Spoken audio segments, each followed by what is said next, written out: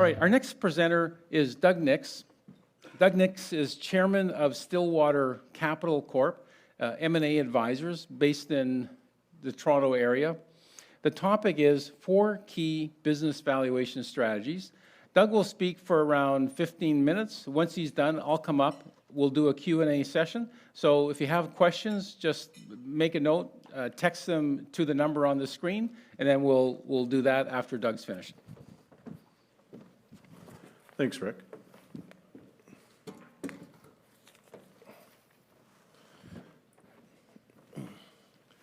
It's a delight to be here today. Are you guys ready for a change? Who's ready for a change? Oh, that's good. As I've talked to entrepreneurs and business leaders over the past decade, the conversation often takes a familiar course. The first question is, Doug, what's my business worth? Do you ever ask that about yourself? What's my business worth? I tell them it's worth what somebody's prepared to pay for it, which is not always the most satisfying answer. The second question is, how do I increase the value of my business? And we talk about some of that stuff. But over the course of the discussion, at some point, we get down to the matters of the heart, okay? And it comes out in many, many business leaders and entrepreneurs, this sense of, I'm tired, I'm burnt out, I'm lonely. Life is passing by way too quickly. Anybody feel any of this? Why am I the first one here in the morning? And why am I the last one to leave at night? Right? Why am I working this hard? How do I stop this madness? You know, and then the last one is it really worth it? Is it really worth it? And these are the questions that I would suspect if you guys let your guard down, many of you might be asking those same questions. And, you know, I started Stillwater Capital in 2002. I worked really hard to do it. It was me, my non-accounting wife doing our accounting, and a part-time guy. And that was it. And I was the business, you know, and we worked hard. I sacrificed. I asked my family to sacrifice. And 15 years into that, I couldn't ignore those questions anymore. I had to go, what's going on? Like, is it worth it, right? When does the promised return come? You know, like, there are biblical principles that you'd say, let's apply these to say, if you'll enjoy the fruit of your labor. When does that actually happen? Well, you know, it led me then to a period of seeking the Lord and asking, Father, like, what's going on? And through that, a strategy emerged that I implemented in my business. And I'm going to share with you 4 key strategies that came out of that I think if you get your pens out, write them down, and you look at how this could happen in your business, you'll benefit from them greatly. So, but first, what I want to do is I want to start, so we're going to talk about a foundation for value creation, 4 key strategies. We'll summarize it, and then I'll give you one vital tool, okay? So here's the foundation that I believe all businesses run by believers should be built on. Every business is a separate and distinct entity, okay? It stands on its own merits. Number 2, the business must be built for long-term sustainability. Number 3, there are great rewards for creating value in your business. And then the bottom line of it all, as we follow Christ, we co-labor with Christ in our business. Okay? So, strategy number 1, professionalize the business. Okay? So the business is not about you. The business, you need to move the business away from being about you and being about the business. It's a separate and distinct entity. So where do you start? It'd be worthwhile to go through and look at your business and say, these are the things that only I can do, right? I did that, and it wasn't that comfortable for me. I did the deals, I got the deals. I was a repository of all the knowledge in the business, right? When I went away, nothing got done. So talking about going away, one of the things, what do you think of the idea of going away for a month, turning your email off, and turning your phone off? What would be left when you got back? Anybody? Yeah, probably not very much, right? So my recommendation in this is to go through and identify those places that you feel that only you can do those, and then start to extradite yourself from that. The next one is build a management team. So professionalizing your business, having a team below you, right?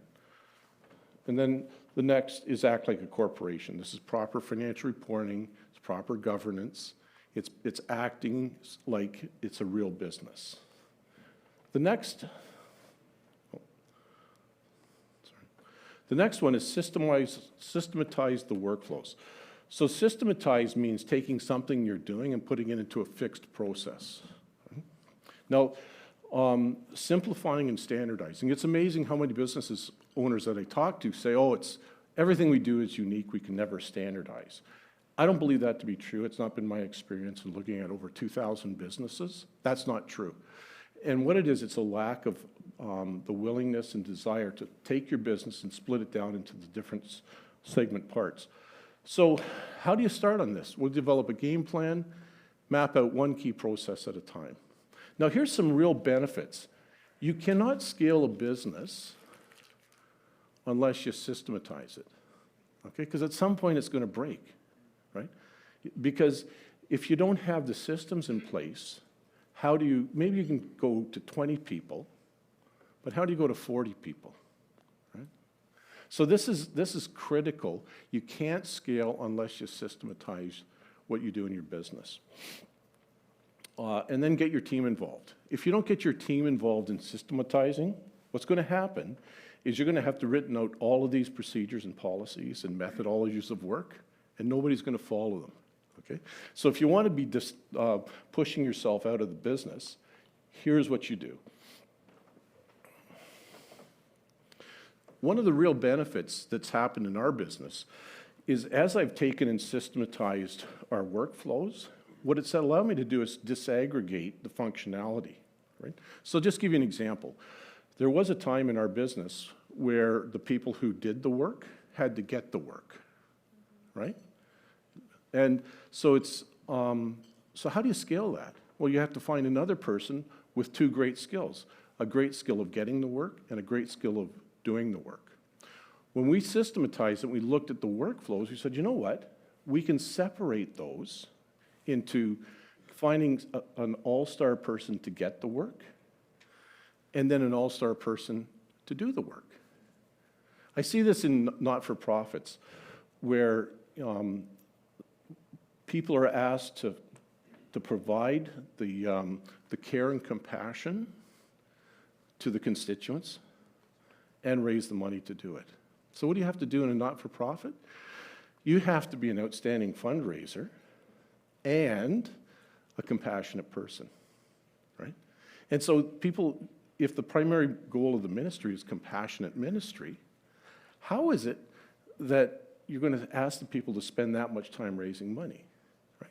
Kind of a little disincentive there for them to do that. So when we started to systematize, we could break it out and we could start looking at and saying, oh, we could find the best book writer. Oh, we could find the best researcher. We could find the best contract reviewer, right? And that makes the hiring process a lot easier. Well, not that much easier, but a lot easier because they don't have to have that full range of skills. And then what happens?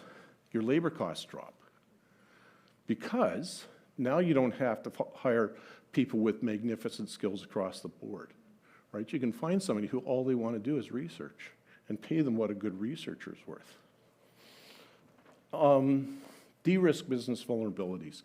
This is a critical thing for businesses. This is existential, right? A disruptive risk is something that can have an oversized adverse impact on your business. So imagine you had one customer, okay? And I liken it to being in bed with an elephant. Everything's good until the elephant rolls over, right? And then it's not so good. So what happens if you have undue reliance on one customer? What happens? And that customer leaves. What happens if you have undue reliance on one supplier? And that supplier says, I'm going to do a different channel to market. What happens if you have one staff member who has all the customer relationships or referral relationships, and that staff member leaves? I saw a business recently where the owner had wanted to sell the business, but he couldn't because he'd structured it where one person had 60% of the customer relationship, and it was his, right? So one of the things that, if you can't replace that, you need to, at the very start, look at your contracts to say who actually owns this customer and what can you do when you leave. Now, institutionalized, and I don't mean put them in an institution, okay? That's not institutionalized. What I mean by that is across all sectors of the business, we should be moving to incorporate and make those relationships business relationships, okay? One of the things that I've done on that is I want to have multiple touch points in our business with clients' referral sources so that if one person were to leave, we have lots of other contact points, okay? It's also markets, products, and channels. Are you dependent on those? The goal here is to look at those. We're relating to what you're saying. Very relatable, yeah. Okay. That's good. I appreciate the encouragement. An amen would have been good. Okay, amen. Okay, and funders for not-for-profits. So you're reliant on one funder, right? Like, you go to bed at night and you worry. Well, you shouldn't worry, but you do worry, right? Because it sits there. What happens if? So this is, so one of the things that we've done, and we've seen many of our clients do, is move customers to long-term contracts, if you can. So what happens is when we're selling a business, business owners think, oh, my business is great. Look, I've had these relationships for a long time. They're coming, and they'll always be there. But the buyer looks at those and they're assessing vulnerabilities in the business to say, I don't think they're going to be there because maybe they're tied up in one individual. If that individual goes, we're gone. So it's really quite important to do this. Increase long-term possibility. We shouldn't have to talk about this, right? But profitable businesses just don't go broke, right? And here's the thing. A lot of people seem to lose sight of it. It's all about the future. The profits that you made last year, 2 years ago, 10 years ago, they don't matter. It's the profits you're going to make in the future that matter. Buyers, if you're going to sell a business, buyers are looking at what the future holds and not what the past holds. They're going to use the past as an indicator of what the future holds, but it's all about the future. So we've been working hard on selling businesses now on tracking out 3, 4, 5-year growth plans. And it's interesting to see how the buyers in those meetings are focusing on tangible growth in the business. So where do we start? I'm a big proponent of doing a one-page business model where you walk through what the profit of the business is, how you make money, looking for eliminating waste, pricing your products and services properly. When you underprice your products, here's what you're doing. You're stealing from your family, okay? Think about that. You're stealing from your family when you underprice your products or your services. Then the other thing is you need to build sales and marketing capacity. I've seen lots and lots of great products in businesses that never get off the ground because the engineers didn't like sales and marketing, okay? So here's where we've been. Foundation, you see the 4 strategies. I just want to walk with you for one thing. Go back here. So we co-labor with Christ. That's one of the foundational things. So I was trying to hire people. We try and hire primarily Christians. And we'd have a hard time. We'd gone to the market, we'd hired a headhunter, we'd paid the costs of the headhunter. Nothing, right? And the headhunter came back and we said, hey, you said you're going to hire us all-stars. Or are these all-stars? You know what the response was? For Christians, they are. Wow, right? So I just finished reading this passage, Isaiah 28, 23 to 29. If you don't get anything else out of this, try this, okay? And what it is, it's listen to hear my voice, pay attention to what I say. And it talks in verse 24 and 25 about how a farmer knows how to plant stuff, right? And then in 27 and 28, how to harvest stuff. But look at the highlighted verses. 26. His God instructs him and teaches him the right way. That's 26. 29. All this comes from the Lord Almighty, whose plan is wonderful, whose wisdom is magnificent. Here's what happened. I went into my meeting room. I opened my Bible. I sat there. I read that passage. I said, Father, I don't know. I don't know how to hire these people. We've tried everything.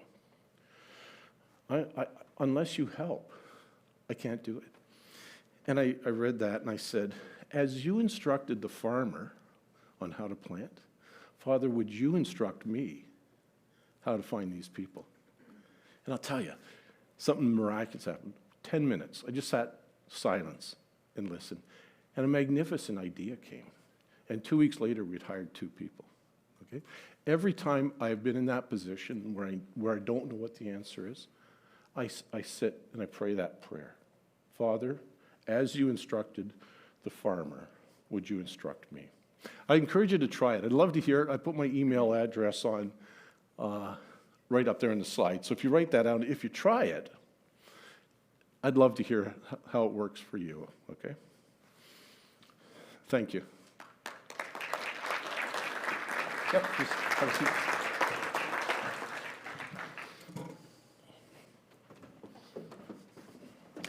Great.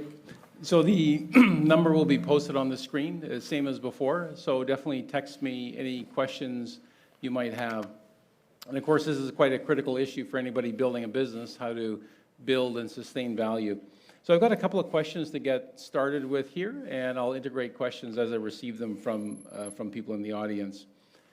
One issue that comes up all the time is people versus systems, or maybe founder versus systems. So to build value, as you mentioned, you need to focus on systems, what can be done apart from the founder. So we sort of know that, but in your experience, why isn't it being done? Well, I think it starts with people just being too busy, right? It's the tyranny of the urgent, that you're working flat out. It's a considerable investment in time. And then sometimes and I'm as guilty of this as anybody else, nobody can do it as well as I can, right? So this is how we're going to do it. And I find that those are the 2 primary reasons. It's when it hurts bad enough that you have a hope of starting in those situations. Mm-hmm. Mm-hmm. So another question would be, what's an example where you've helped someone capture a significant amount of value in a transaction? Like what are some of the things you've done so that the person who's engaged you said, okay, this was quite worthwhile because I didn't know this actually led to a big increase in value? Oh, my goodness. Well, we sold a company out of the States for almost $250 million. They'd called us and said, if you get us $100 million, we'll be satisfied. But what we did is we went in, they didn't understand their financial model, right? So we went in and recast their financial model, and we're able to present it as a future look with greater certainty because of the underlying contracts on the business. Mm-hmm. And we had 2 offers in the $250 million range. Mm-hmm. Mm-hmm. Do you have any, now there's lots of good books on negotiation. Do you have any basic tips that you would share with people that if they're entering into a negotiation, there's a lot of basic things like not giving up numbers first or et cetera, but are there some things that you would see commonly that undermine someone's own value proposition? Yep. I find in negotiation, and I have to train my staff in this as well, people often negotiate what they don't understand, right? They're out there, they're negotiating, and they don't understand the implications of the topic that they're negotiating on. So one of the principal things there is you need to understand the area that you're negotiating more and better than anybody else in the room, because then you have the advantage in being able to anticipate positions and not get caught into those traps. So would a practical example be if you're in a certain sector, knowing what the value determinants are? So in other words, going in knowing this is how someone would value the business, and based on that, here's how I can substantiate my argument for my value. Well, I even see it on customers, like when we're negotiating purchase price, quite often, activity in customer accounts is an important consideration. And if you just have a high-level understanding of what's going on in the customer accounts, without spending the time to drill down deeper and understand why they're doing what they're doing, it changes everything. You can miss a lot of the nuance in the discussions. And I've seen in negotiations that a lot of people just need you to do the thinking for them, right? You need to help them think through and persuade them to see things that, like, I tell them, like, take a box like this and turn it this way and help them see it that way. And that's an important part of the negotiations that we do, is help people see things differently. So there's a question here related to innovation. So of course it's important, especially at a conference like this, which is about entrepreneurial leadership. So innovation is important to businesses. How would you factor in the value of innovation? You know, if somebody said, that's an innovative company, you know, I'm looking at this company, they're innovators, they're leaders in their industry. Like, how does that get factored in? Well, there's a great article in Harvard Business Review, 2011, by Clayton Christensen. It's called The New M&A Playbook. And Christensen talks about disruptive technology. And his position is, and we've embraced this ourselves, is the value of the business is set in the eyes of the buyer. So I as a seller, an advisor to our seller, I don't need to necessarily value that, because it's hard to do, because there's going to be economics attached to what the buyer has. So